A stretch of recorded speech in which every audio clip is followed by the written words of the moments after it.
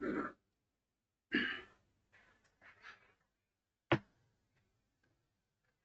बच्चों, जय श्री कृष्णा, राधे राधे। बच्चों, हम आशा करते हैं कि आप लोग अच्छे होंगे, बढ़िया होंगे, मस्त होंगे।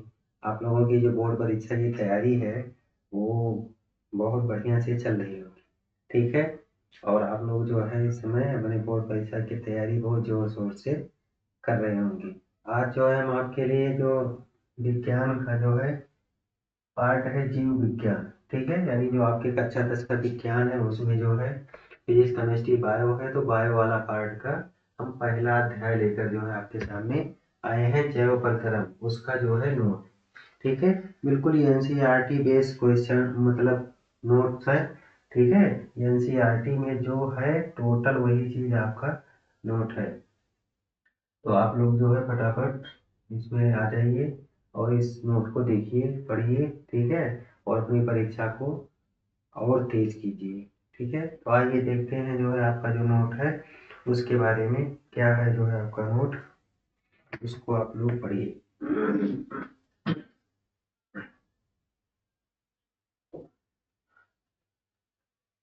आपके सामने लिखा ही है कक्षा 10 जीव विज्ञान एनसीईआरटी आधारित नोट अध्याय 1 जैव प्रकरण। ठीक है। टोटल जो नोट्स हैं ये टोटल जो है एनसीईआरटी बेस है। ठीक है। तो हम जो है अपने नोट्स पर आ जाते हैं। जो पहला नोट है, ये पहला पेज, इसको देखते हैं। ठीक है। पहला पेज जो है, इस नोट को हम देखते हैं। आप लोगों के सामने जो है प्रस्तुत है, देखिए आप लोग। दिया गया है कि जैव प्रकरण किसे कहते हैं, यानी जैव प्रकरण क्या है। तो वह सभी प्रकरण, ठीक है, यानी वह सभी जितने भी प्रकरण होते हैं, ठीक है, उनके अंतर्गत जो संयुक्त रूप से जीव के अनुरक्षण का कार्य करते हैं, जैव प्रकरण कहलाते हैं। ठीक है। जैव प्रकरण क्या है? वह सभी प्रकरण जो संयुक्त रूप से जीवों के अनुरक्षण का कार्य करते हैं, जैव प्रकरण कहलाते हैं। ठीक है। यानी जैव प्रकरण में जितने भी क्रियाकलाप होते हैं वो सब आ जाते हैं। ठीक है। जैव प्रकरण में पहला है पोषण, दूसरा है श्वसन, तीसरा है वहन या संवहन, ठीक है, और चौथा है उत्सर्जन।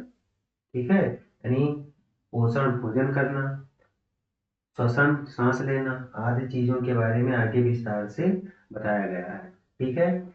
तो पोषण क्या है? भोजन ग्रहण करना, पचे भोजन का अवशोषण एवं शरीर के द्वारा अनुरक्षण के लिए उसका उपयोग क्या कहलाता है? पोषण कहलाता है। ठीक है। यानी जो हम खाना पीना खाते हैं, करते हैं, ठीक है, उससे हमारे शरीर का जो है जो अनुरक्षण होता है, जो क्रियाकलाप होता है, वो सब क्या कहलाता है? पोषण कहलाता है। पोषण में जो है, पोषण को दो भागों में बांटा गया। एक बांटा गया स्वपोषी पोषण और एक बांटा गया विषम पोषी पोषण, यानी कि परपोषी। ठीक है। यानी जो पोषण है, इस पोषण को बांट दिया गया कितने भागों में? दो भागों में। ठीक। एक तो हो गया स्वपोषी,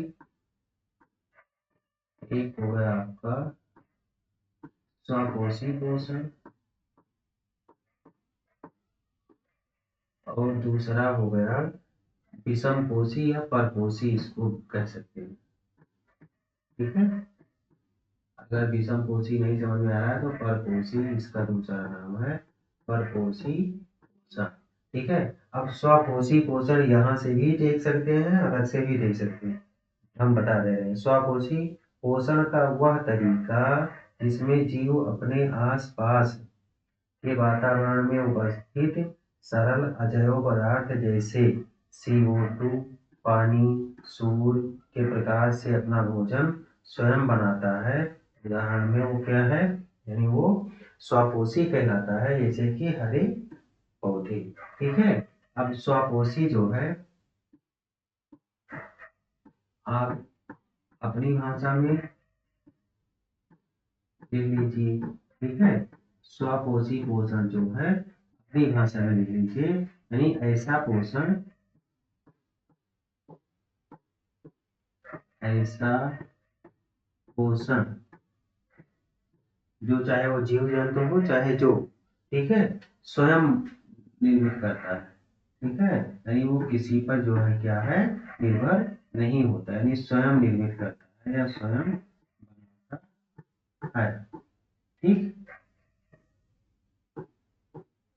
स्वयं निर्मित करता है तो वो क्या कहलाता है, स्वपोषी पोषण कहलाता है। अब इसमें भी पेड़ पौधे सिर्फ आते हैं, इसके अलावा सब परपोषी, ठीक है, पेड़ पौधे जो हैं यही आते हैं, क्योंकि ये जो है किसी दूसरे पर निर्भर नहीं होते, ठीक है, यानी जो हरे पेड़ पौधे हैं वो किसी दूसरे पर निर्भर नहीं होते। फिर आता है विषम पोषी, तो पोषण का वह तरीका जिसमें जीव अपना भोजन स्वयं नहीं बना सकता बल्कि अपने भोजन के लिए अन्य जीवों पर निर्भर होता है, जैसे मानव आदि, ठीक है, तो जो विषम पोषी होता है,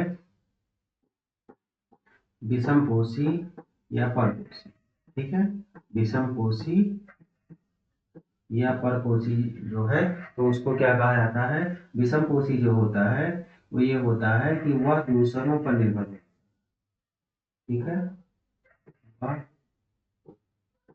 दूसरों पर निर्भर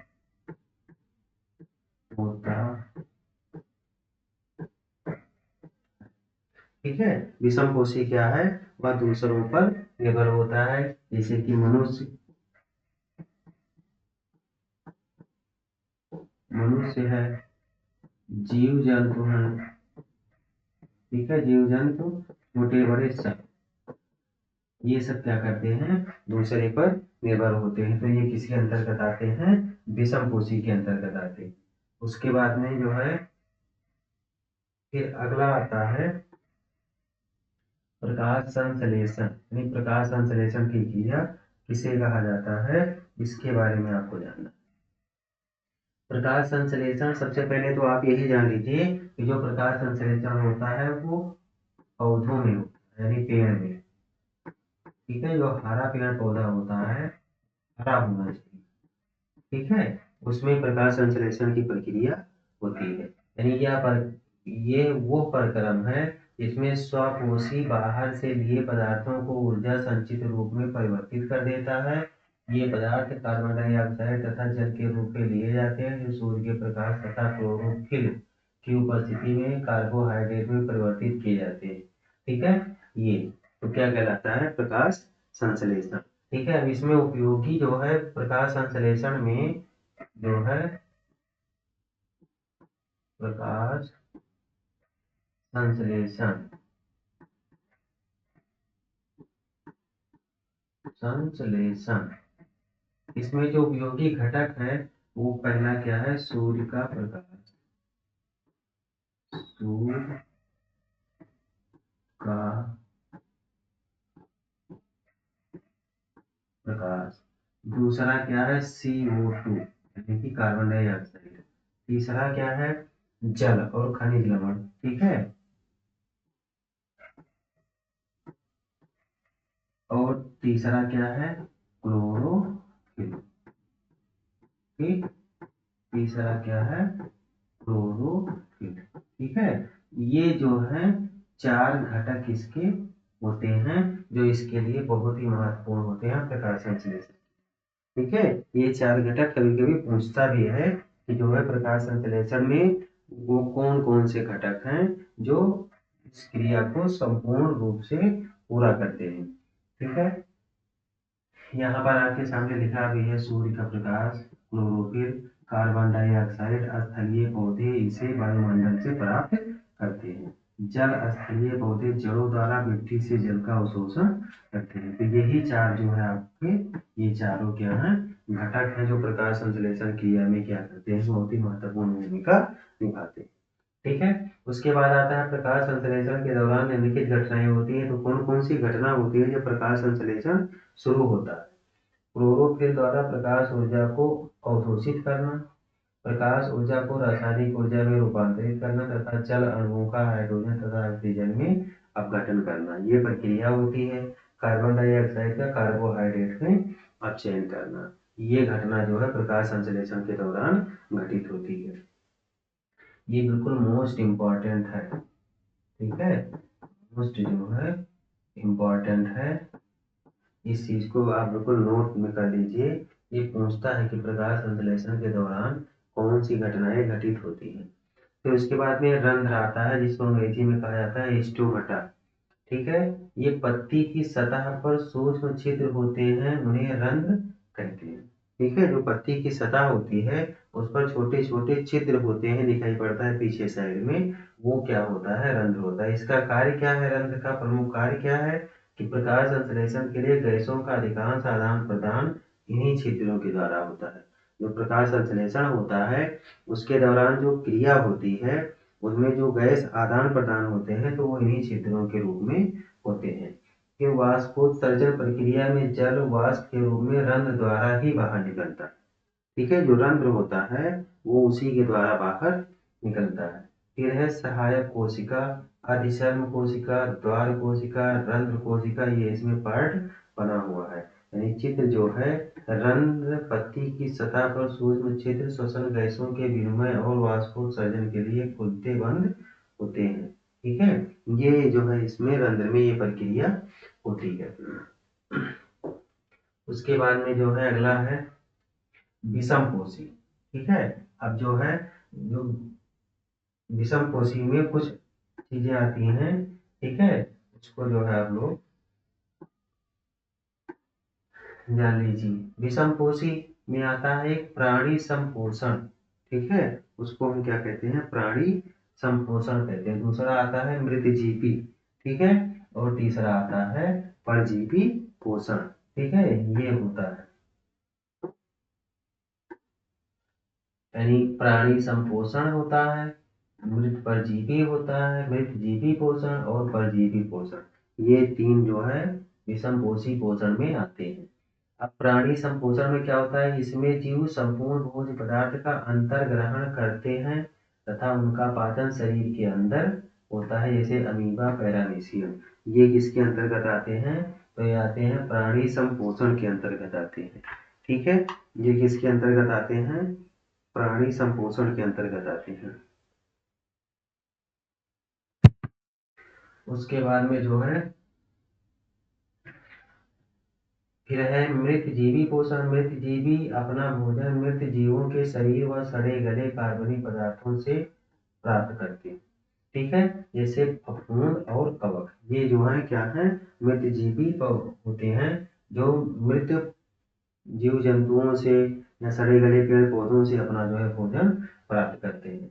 उसके बाद में फिर आता है जो है परजीवी पोषण। अब परजीवी पोषण का मतलब होता है जो दूसरे पर आश्रित होता है और दूसरे से ही अपना पोषण करता है, जैसे कि एक होता है अमरबेल, एक जू, एक हितग्री। अमरबेल जो है देखा होगा, अमरबेल,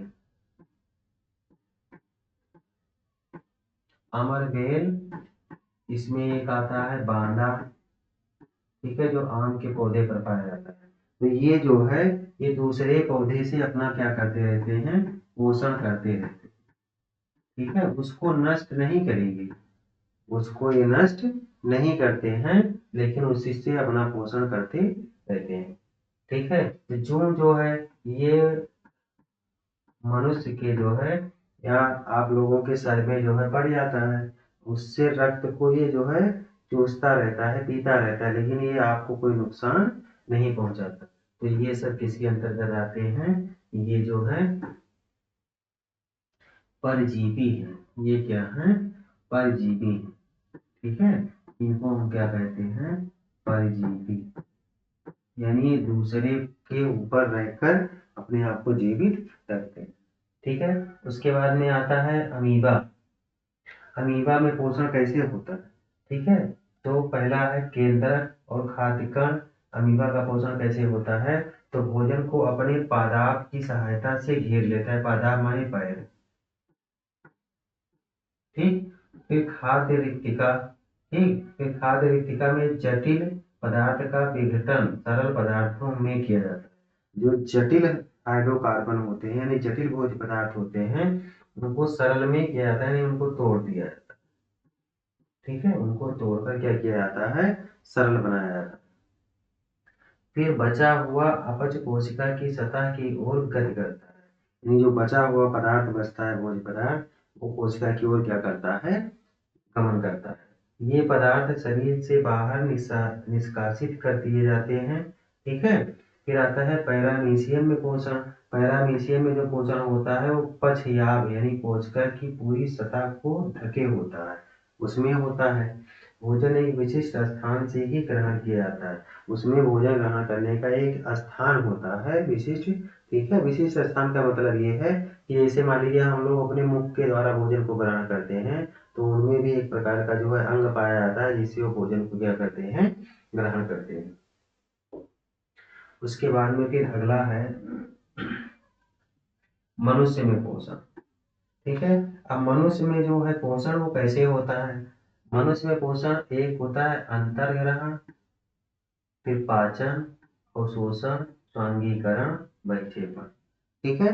यानी भोजन को खाया गया, उसके बाद वो पचाया गया, उसके पोषक तत्वों को अवशोषित किया गया, अवशोषित करने के बाद में उसको निष्कासन के लिए नीचे अलग जो उसका अंग है, निष्कासित अंग वृक्क में भेजा गया, और फिर उसका क्या हो गया, विक्षेपण हो गया।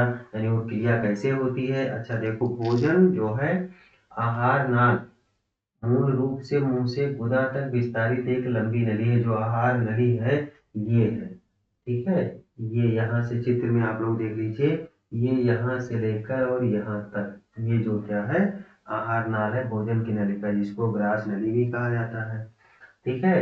यानी भोजन का जो पाचन है वो मुख से ही चालू हो जाता है, यानी मुख में डालेंगे, दांत उसको चबाएगा, खाएगा, जीवा उसको जो है क्या करेगा, लाल ग्रंथि के साथ में उसको लपेटेगा, और फिर भोजन ग्रसिका यानी ग्रास नली के साथ में अंदर जाएगा। ठीक है। नहीं, भोजन का अंतर्ग्रहण, भोजन को चबाना, भोजन को लार के साथ पूरी तरह मिलाना, लार ग्रंथि से निकलने वाले रस को लार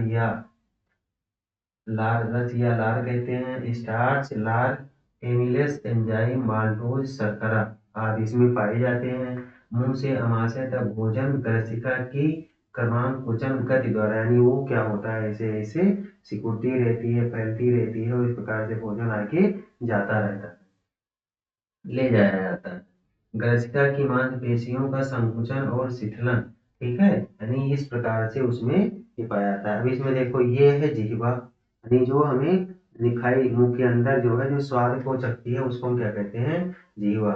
ये ऊपर का जबड़ा और नीचे का जबड़ा, ये वाला, ये क्या कहलाता है, मुख का हिस्सा मान लीजिए है तो जबड़ा ही कहते हैं, लेकिन हम मुख को खोलते हैं तो क्या कहलाता है, मुख है।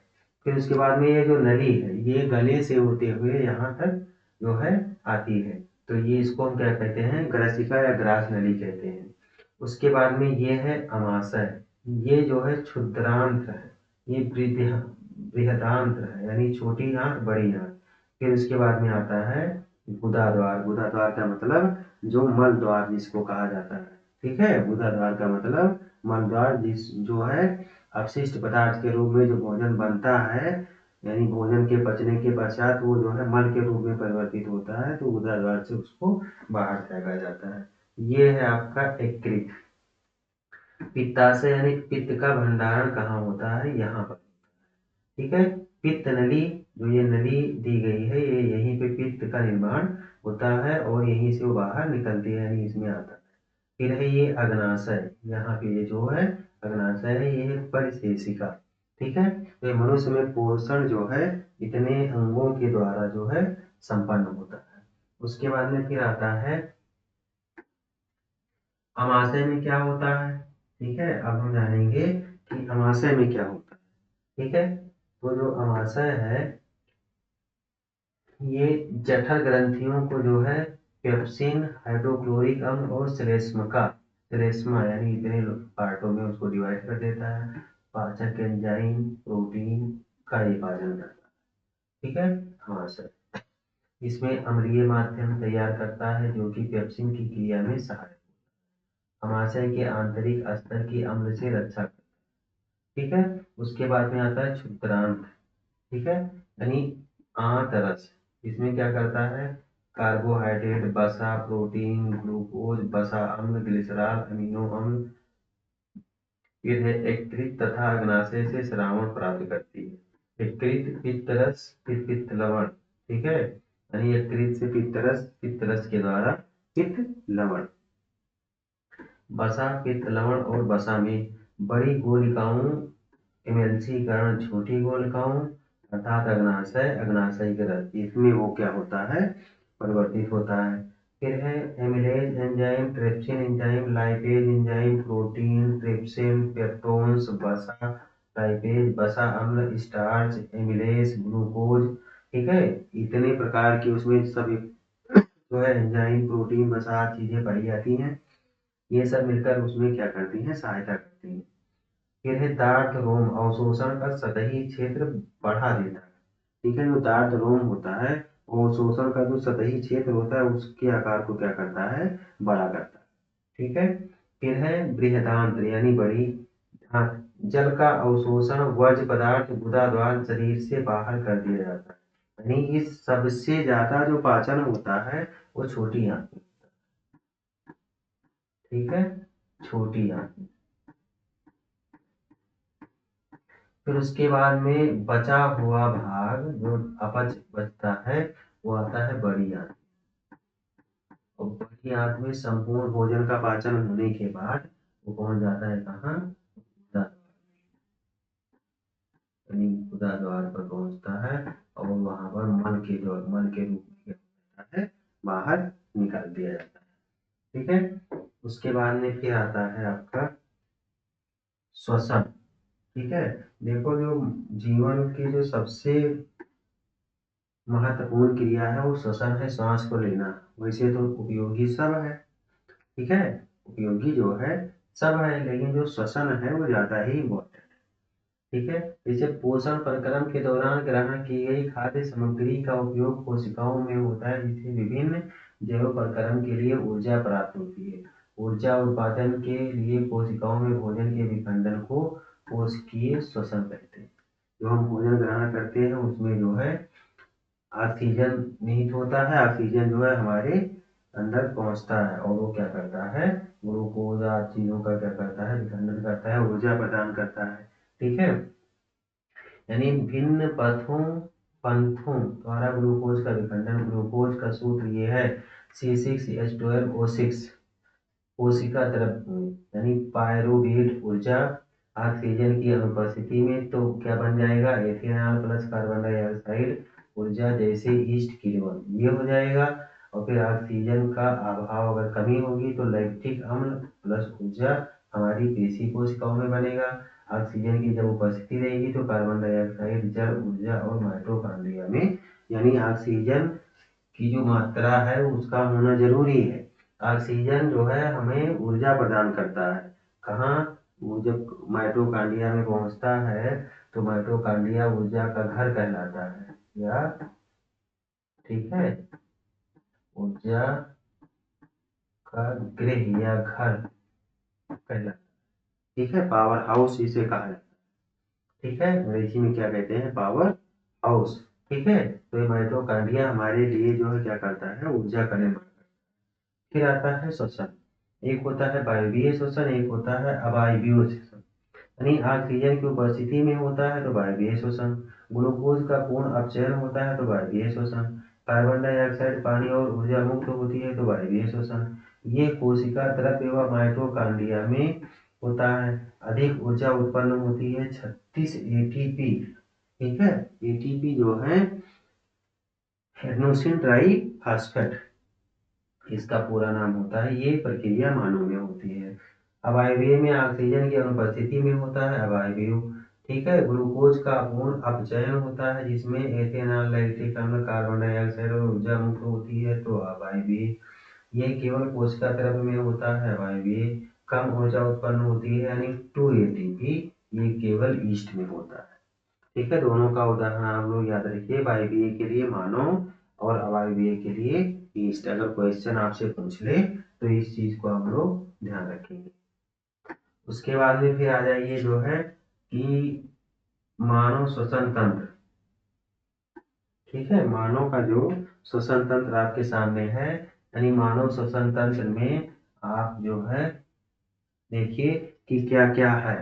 सबसे पहले नासाद्वार, यानी जिसको आप लोग नाक बोलते हैं, नकुना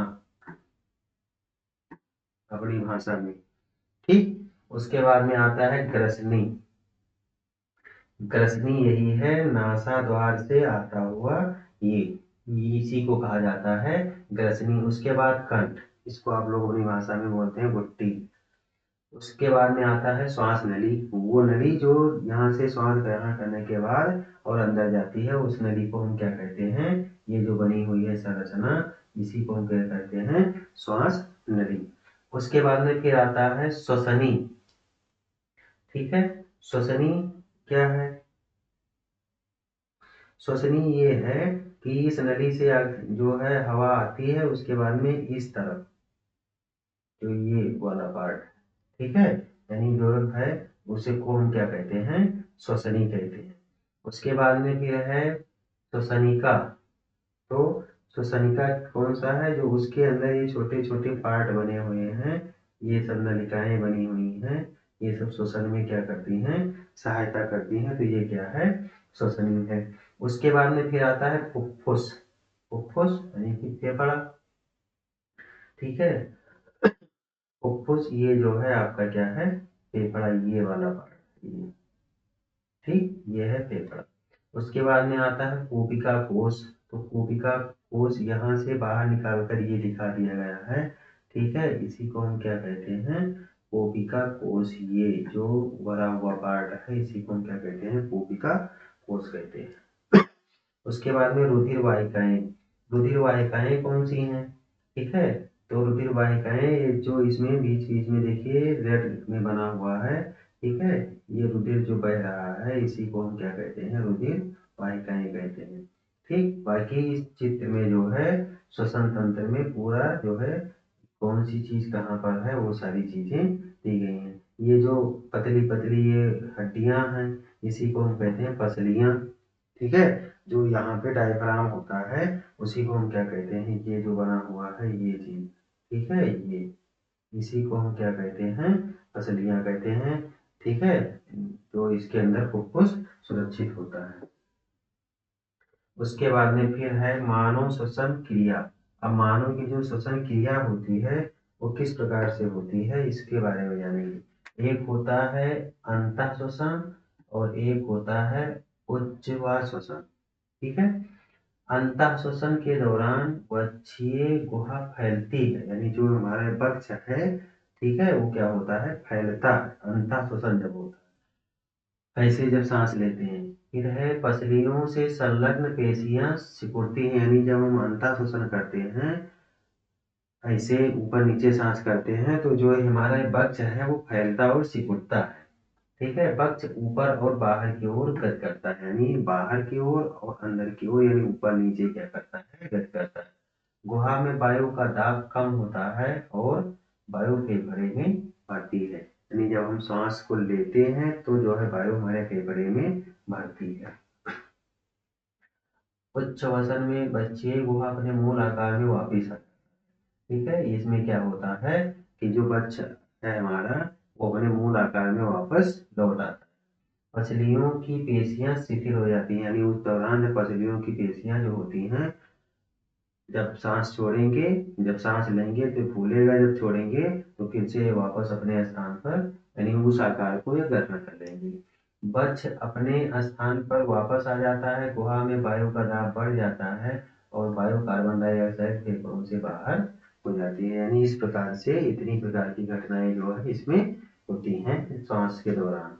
अंतः श्वसन सांस द्वारा वायुमंडल से गैसों को अंदर ले जाना अंतः श्वसन कहलाता है। उच्च श्वसन फेफड़ों से वायु या गैसों को बाहर निकालना। ठीक है, यानी हमको चाहिए क्या, सिर्फ कार्बन, वो ऑक्सीजन, तो बाकी उसके अलावा जितनी गैसें हैं उसको हम बाहर निकालते हैं, तो किसके अंतर्गत आता है, वो उच्च श्वसन के अंतर्गत। स्थलीय जीव श्वसन के लिए वायुमंडल से ऑक्सीजन का उपयोग करते हैं। जो जीव जल में रहते हैं वे जल में विलेय ऑक्सीजन का उपयोग करते हैं। फिर आता है कूपिका, रक्त व ऊतकों के बीच गैसों का आदान प्रदान। तो वायु से समृद्ध कूपिका रक्त वाहिका O2 आरबीसी में हीमोग्लोबिन के साथ मिलकर HbO2 बनाती है। ठीक है। जो रक्त है उसके साथ में ऑक्सीजन प्रत्येक शरीर के प्रत्येक भाग में जाती है, और वही ऑक्सीजन क्या करती है, माइटोकॉन्ड्रिया में पहुंचकर ऊर्जा निर्माण में सहायक होती है। CO2 का उत्पादन ग्लूकोज का ऑक्सीकरण हो जाता है और धमनी द्वारा O2 ऊतकों में पहुंचती है। CO2 ऊतकों में तो CO2 रक्त वाहिका में पहुंचती है और CO2 का रक्त में क्या हो जाता है, विसरण हो जाता है। CO2 का मोचन यानी नासाद्वार के द्वारा, फिर CO2 का कोशिका कोश में विसरण हो जाता है, रक्त वाहिकाओं द्वारा कोशिका में विसरण द्वारा बाहर निकाल दिया जाता है। फिर आता है संवहन। संवहन क्या है, मनुष्य में भोजन, ऑक्सीजन व अन्य आवश्यक पदार्थों को निरंतर आपूर्ति करने वाला तंत्र संवहन तंत्र कहलाता है। ठीक है। संवहन तंत्र क्या है कि मनुष्य में भोजन, ऑक्सीजन व अन्य आवश्यक पदार्थों को निरंतर आपूर्ति करने वाला तंत्र क्या कहलाता है, संवहन तंत्र कहलाता है। ठीक है। उसके बाद में फिर आता है मानव संवहन तंत्र के मुख्य अवयव। ठीक है। जो मानव का संवहन तंत्र है उसमें भाग लेने वाले सॉरी कौन कौन से तंत्र हैं, ठीक है, और कौन कौन से अवयव हैं उसके बारे में जानेंगे। सबसे पहला है हृदय, फिर रक्त नलिकाएं, धमनी व शिरा, वहन माध्यम, रक्त व लसीका। ठीक है। इसको 3 भागों में बांटा गया।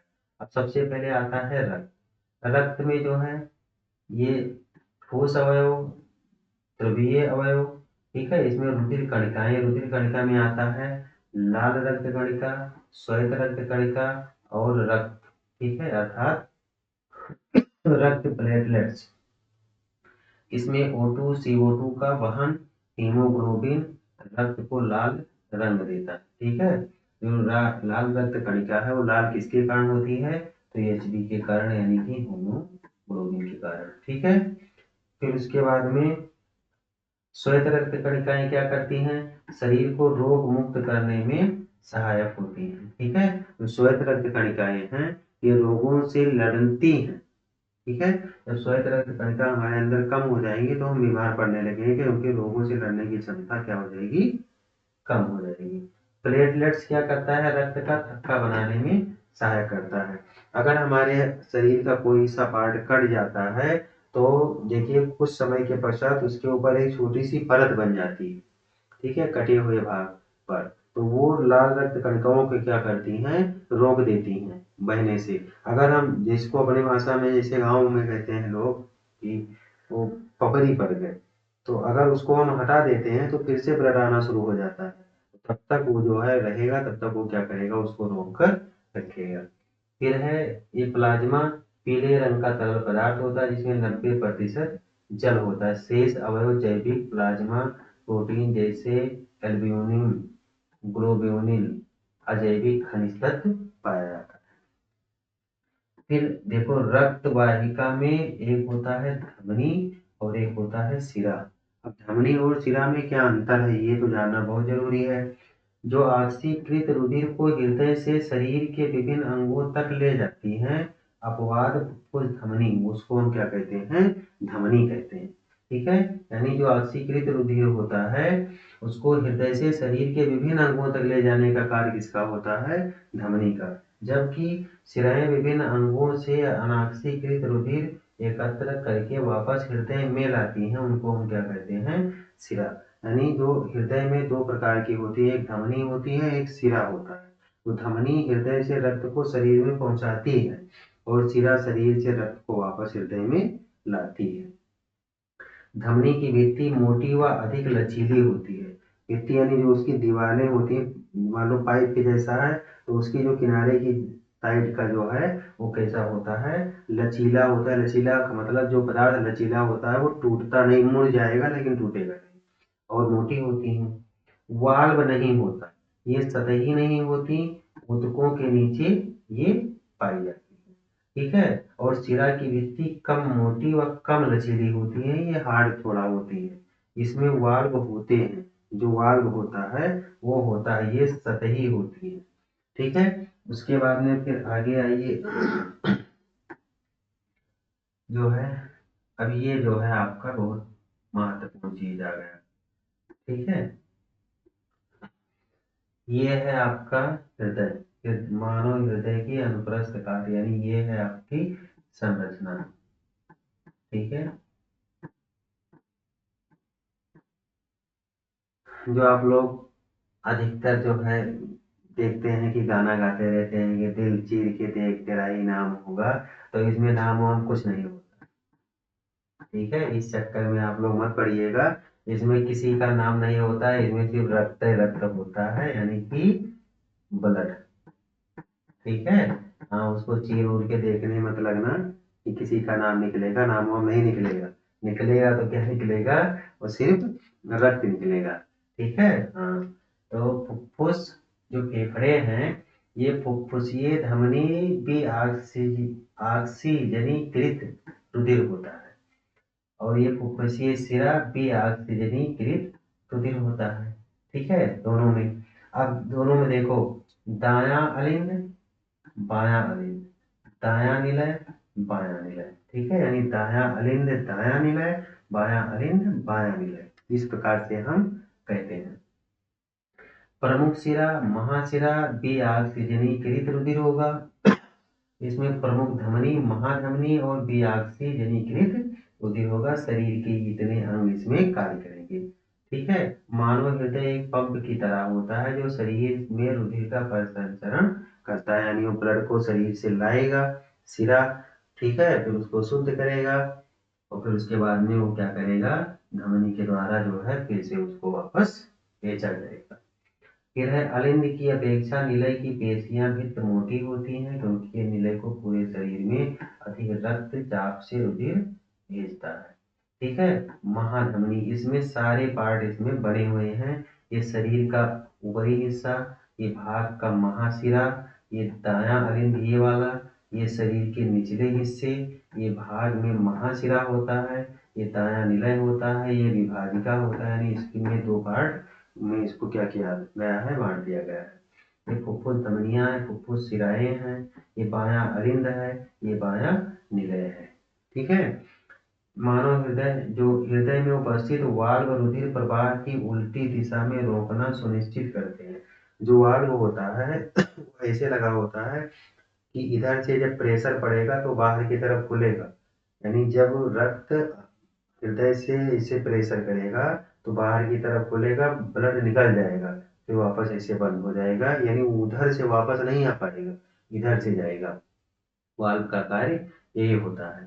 ठीक है, जो है, यानी मान लीजिए ऐसे है, और यहाँ पर जो है वाल्व ये लगा हुआ है।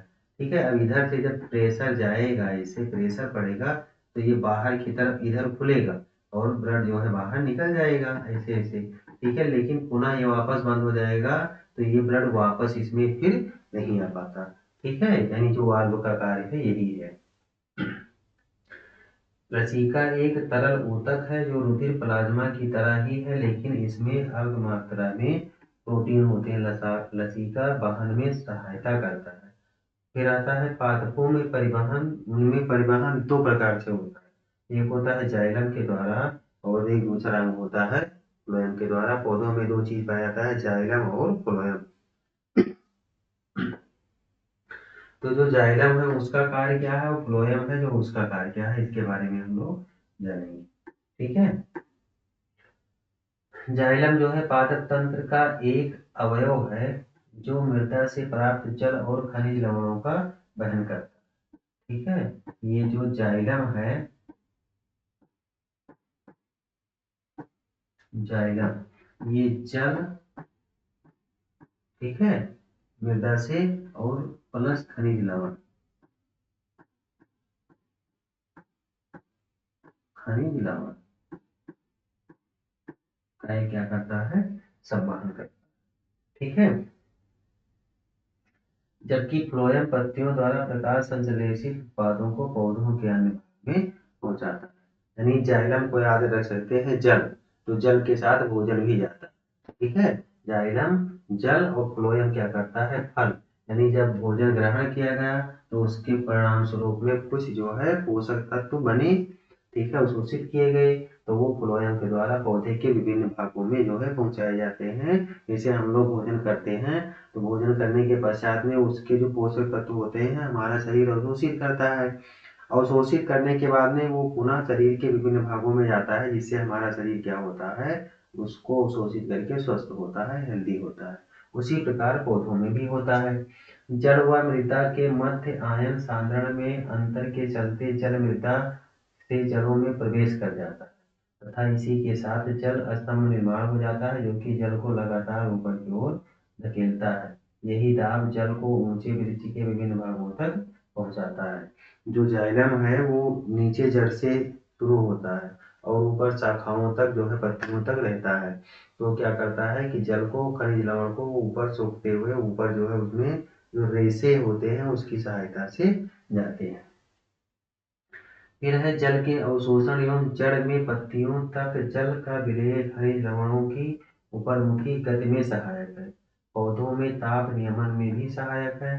भोजन तथा दूसरे पदार्थों का स्थानांतरण पौधे में कैसा होता है, तो प्रकाश संश्लेषण के पेय उत्पादों का वहन स्थानांतरण है, जो कि फ्लोएम ऊतक द्वारा होता है। स्थानांतरण पत्तियों से पौधों के शेष भागों में ऊपरमुखी और अधोमुखी दोनों दिशाओं में होता है। ऊपरमुखी और अधोमुखी दोनों होता है। फ्लोएम द्वारा स्थानांतरण ऊर्जा के प्रयोग से पूरा होता है, अतः सुक्रोज फ्लोएम ऊतक में एटीपी ऊर्जा के परासरण बल द्वारा स्थानांतरित होता है।